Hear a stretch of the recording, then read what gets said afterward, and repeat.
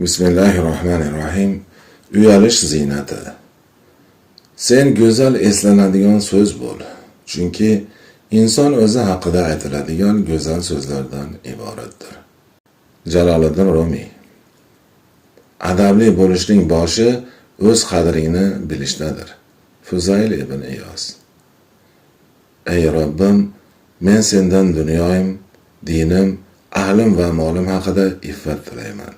Payg'ambarimizning Hazrati Aliga o'gitlaridan. Lug'atda mahjubiyat, uyatchanlik, hajolat deb berilgan. Kichik bir qizning notanish insonlarning salomidan yuzi qizarib ketishi, ota-onasining orqasiga berkinishi, boshini egishi deb ta'riflasak bo'ladi.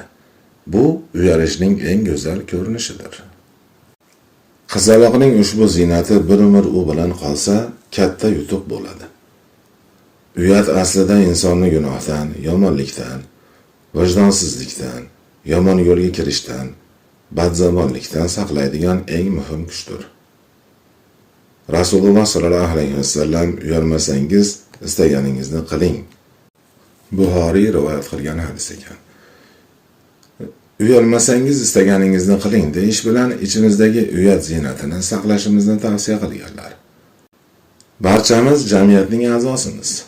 Boshqalarning obro'yini saqlash, o'zimiznikini himoya qilishdek muhimdir. Inson o'zining ham boshqalarning ham g'ururini yerga urmasligi kerak. Uyat insonning o'zini qadriyatlaridan ustun qo'ymasligi va o'zini boshqa insonlarning o'rniga qo'ya olishini ta'minlovchi go'zal hisdir.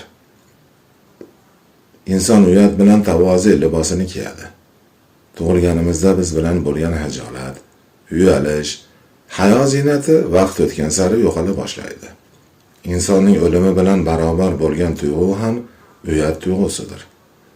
Holbuki, hijolat, uyat bilan bir xil ma'noga ega emas.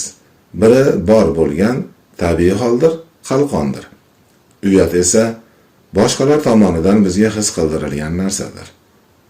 Hijolat erkakda ham, ayolda ham bo'lishi kerak. Ammo hijolat bir yosh qizning yonog'idagi qizil upa kabidir. Juda yarashib turadi. Keyingi paytda uyat, hijolat degan tuyg'ularga tashlab yuborishimiz kerak bo'lgan va bizga to'sqinlik qilayotgan matohdek qaralmoqda. Insonning latif hislarini, ziynatlarini o'ldirib, insho qilgan milliga aslo o'ziniki emas. U yerda o'zini topa olmaydi. Shuning uchun uyat hissi bizni ijtimoiy hayotda mavjud bo'lishimizga sabab bo'ladigan samimiy munosabatlarni o'rnatishga imkon beradigan xarakter bilan ta'minlaydi.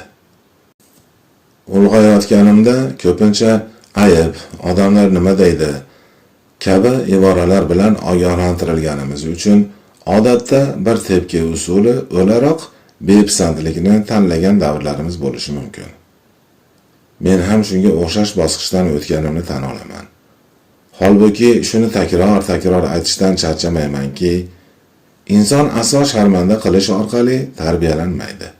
Zotan bizdagi latif hislar o'zimizni himoya qiladi. Xudo bizni ajoyib muvozanat bilan yaratgan bo'lsa-da, ijtimoiy sabablar bizni bu muvozanatdan uzoqlashtirishi mumkin. Bu satrlar zikr qilingan narsalarni anglab yetishingiz va o'zingizni tanishingizga yordam berish uchun yozildi. Shu sababdan tanimagan insonlar bilan gaplashganda yonoqlaringiz qizarib ketsa, sizni boshqalarga nisbatan befarq munosabatda bo'lishdan himoya qiladigan hijolat, uyat hissi paydo bo'lsa, boshingiz yerga egilsa, bilingki, bu aybdorlikdan emas, balki odobdandir. Bu ziynatni bir umr boy bermang, xo'pmi? Bir zarif so'z. Olov, suv va axloq ko'rishib qolishibdi. Tanishgach, suhbatga tolishibdi. Har biri o'zini tanishtiribdi. Olov birinchi gap boshlabdi. Kamina olov bo'laman. Gohida qorong'ida yorug'likman, gohida sovuqda isinishga sababchiman. Ba'zida quyoshman, ba'zida esa cho'g' parchasiman. Agar fe'lim aynib qolsa, oldimdan chiqqan hamma narsani yondiraman. Aslida juda yaxshiman. Mendan ko'p foydalanishadi, lekin jahlim chiqsa juda yomonga aylanaman. atrofimdagi hamma narsani yoqib kul qilaman debdi. Keyin esa shuning uchun men bilan yaxshi munosabatda bo'linglar deb qo'shib qo'yibdi. So'ng suv so'z olibdi. Kamina suv bo'laman, hayot manbaiman, obi hayotman. Men bo'lmasam hayot yo'q. Mensiz jonzotlar yashay olmaydi. Har bir tirik jonda borman debdi. Keyin esa olov kabi o'zining yomon va zararli tomonlari haqida gapiribdi.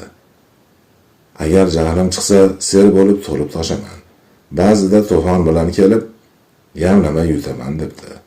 Shuning uchun men bilan yaxshi munosabatda bo'linglar deb qo'shib qo'yibdi.